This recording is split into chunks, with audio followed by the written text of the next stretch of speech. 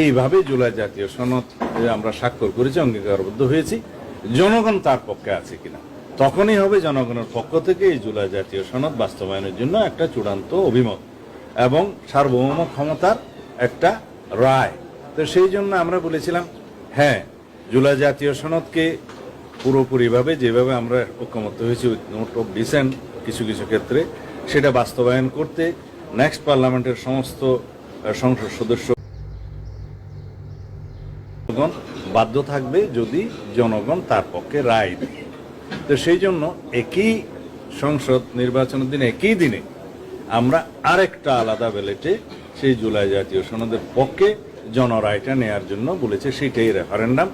এই রেফারেন্ডাম অনুষ্ঠানের জন্য আমাদেরকে কনস্টিটিউশনে কোনো অ্যামেন্ডমেন্ট আগে আনতে হবে না। জাতির কাছে প্রশ্ন হচ্ছে যে এই গণভোট আমরা জনরায়ের জন্য অপেক্ষা যেটা করছি জুলাই সনদ বাস্তবায়নের জন্য, এখানে রেফারেন্ডাম করতে তো মানা নাই।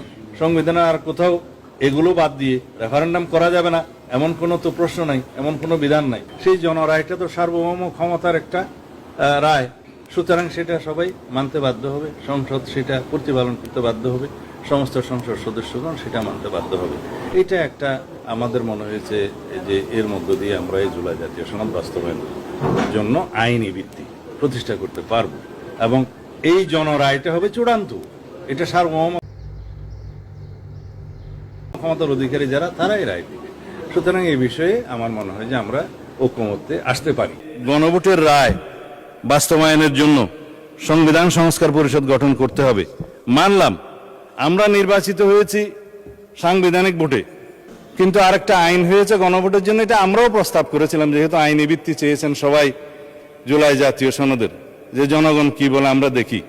সেখানে জুলাই জাতীয় সনদ যেভাবে স্বাক্ষরিত হয়েছে, রাজনৈতিক সমঝোতার দলিল হিসেবে ঐতিহাসিকভাবে যেটা স্বাক্ষরিত হয়েছে, তার উপর ভিত্তি করে জুলাই জাতীয় সনদের পক্ষে এদেশের জনগণ আছে কি নাই সেই প্রশ্নে গণভোট হতে পারে এবং সেটা একদিনে হবে না, 2 দিনে হবে। সেই বাহাস অনেকদিন হয়েছে, অতঃপর একদিনে অনুষ্ঠিত হয়েছে এবং সেই ব্যালটে গণভোটে হ্যাঁ এবং না লেখা ছিল, কিন্তু এই আদেশটা মাঝখানে জারি করে আরেকটা প্রশ্ন ওখানে ইন্ট্রোডিউস করে দেয়া হয়েছে যে এই প্রশ্নে গণভোট দেয়া হলো 4টা প্রশ্ন, যে প্রশ্নের মধ্যে একটা বিশাল প্রশ্ন জুলাই জাতীয় সনদের সমঝোতা হয়নি। এটা একটা জবরদস্তিমূলক আরোপিত আদেশ করে সেই আদেশের একটা প্রশ্ন গণভোটের মধ্যে দেয়া হলো, যেটা আমার পড়তে লাগছে 3.5 ঘন্টা। জনগণ সেটা পড়ে হ্যাঁ এবং না দিয়েছে কিনা আমি জানি না, তবে 4টা ভোট 4টা প্রশ্ন, সেই প্রশ্নের মধ্যে একটা অ্যান্সার দিতে বলা হয়েছে, আইদার হ্যাঁ অথবা না বলুন।